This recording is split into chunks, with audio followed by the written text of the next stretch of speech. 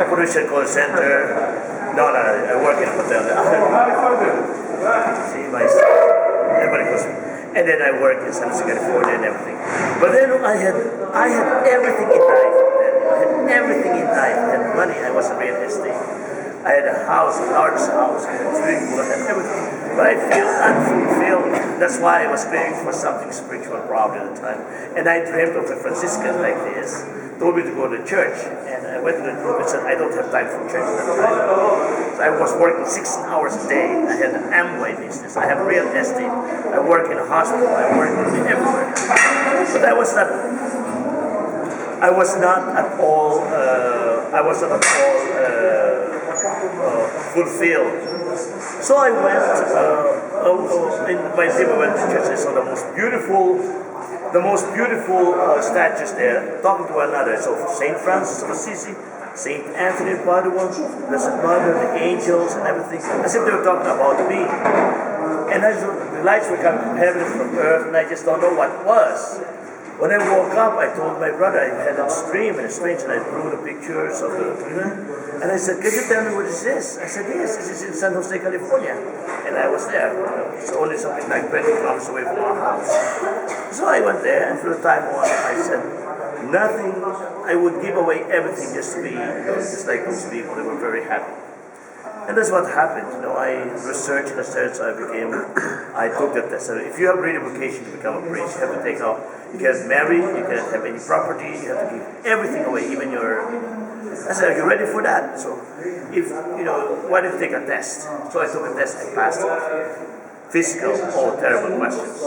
Because psychological questions, you don't have 1 + 1 is 2. No. I said, if I see a naked woman in the bathroom, I would.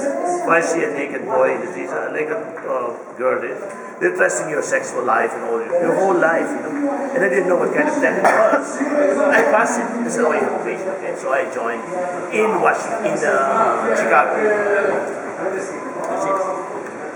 I worked in a hospital. And then I said, I have vocation to priesthood. I really felt God called me to the priesthood. So I had to go to Egypt for 1 year, and 4 years here. We have to study Italian, of course. All of us speak Italian here. And that's it. And then afterwards, I felt very happy. Except, of course, for I want to be a pilgrim's guide, and I became a secretary for 10 years. Just see me every day, but prayer sustained me. That's just what this is, prayer life. That's the only way you can survive here. If you forget the prayer life, just like anybody else in the street. So it's very, very important. Prayer life is very important for me too. So I would like to. I cannot invite you to our. We don't have wine anymore. By the way, the winery is underneath. Underneath we have wineries. We have everything here. We have a hall with a parish. Everything. We have even a place where you are. When you die, they put you in a box. Monopoly of the Franciscans, because the Jews and the Muslims are not buried with wood. But they put you in a small cardboard box. We have a garden here. We have everything here that you can do. We have a library. This is a winery, library, and then dining room, kitchen, everything. Home for the elderly is very important because they let you work here until death. No escape. If they see that you can still work, you work. Even celebrating Mass, because prayer is most important. Interesting. Father Angelo, you say that prayer is important to you. Yeah. There's a place just outside the Holy Sepulchre. Yeah. Would you tell these young people what you pray for when you go into that small? I have a private chapel there. I always pray for this private chapel, pilgrimage for the Secretary of Episcopal and the pilgrimage there. I had a chapel there. I celebrated Mass for 10 years. This is called the Chapel of Sorrowful Mother. And I pray there. If you go to the Holy Sepulchre, steps, 12 steps, and they take pictures, that's a Franciscan chapel. I pray there for every day for women who lost their only child, or parents who lost their only child, sickness, or for whatever reason, the accidents, or mothers and fathers who are abandoned by their children. I pray for every day. Even now, I go there. Whenever I go to the cemetery, very often, I pass by there and I say, pray. Continue to be. Because I met Robert radicalism, for example, was 35 years old, only son, working in a green house. And his mother came to me, she was crying. She died. She didn't even know, she didn't even have a piece of the bone of her son disappeared. 2 or 3 of them came here. Only son, the other one's only daughter with an accident. Only daughter.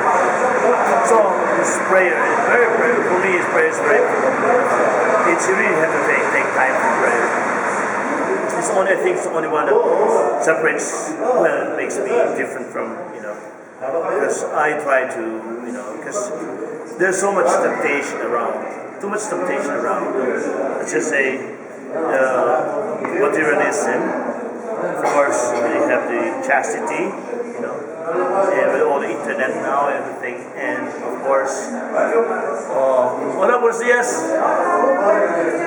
And here I have chastity, obedience, and poverty. Very easy to be tempted, just to go with the flow, materialism. So here you have, I have to tell you, before this is a cheap one also. I was guiding and I have sandals. I was using sandals. Excuse me. Thank you very much. I broke into 2. This is my left sandal. So I have to go to the superior. This is the rule. You don't have money. If you need something, give it to the superior. Ask the superior. So I said, I need a pair of sandals. I said, what happened? I said, broke. Get a guide. Here's 40 shekels. I said, 40 shekels?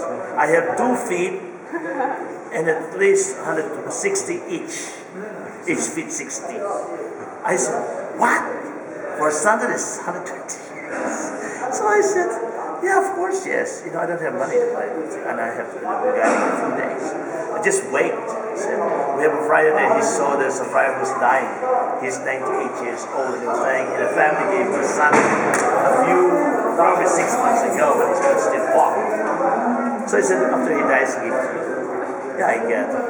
But at night, I got it the night he was buried, after he was buried, and I felt the presence of this friar in my room because he works like, So I didn't sleep the whole night.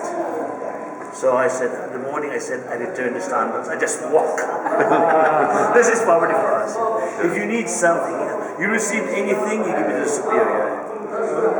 If you need something, you get it back. But you're not sure if he's going to give you back the same amount of money that you give him. It's a guide you get to receive, of course, and receive something at $250 a day as a guide. If I guide. But then I'm not sure. I give everything to him, and I need something. We receive only $200 a month. That is for your coffee, comb, if you have shampoo, if you need someone. I like to color my hair. Put a little more hair there. I said, nothing. They don't give you anything. Yes? How old were you when you left your previous life? I was 33 years old. Before that, I should have taught it. I studied first in Germany for 6 years, almost 7 years.